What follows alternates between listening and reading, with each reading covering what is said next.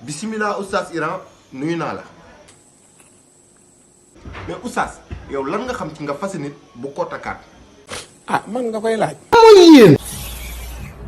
lan xanaa doole ma koy xamoo ko. dëgg rek def yàlla. ferme-moi.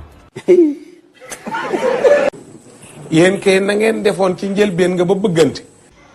waaw yow laay déglu. dellu leen ca noonee rek bëggante waa rek am de. naa ay wax day jeex. mais oustaz léegi kon expliquer ma lan mooy mbëggeel. mbëggeel kaasu ndox la. ah oustaz nga ne mbëggeel kaasu ndox la. am na loo cay seppi. non non oustaz amul luñ ci seppi. ndox daa am luñ ci seppi ndox la rek da ngay naan rek. waa yeggali. amul yax amul xeer amul dara da ngay xel sa ndox rek naan.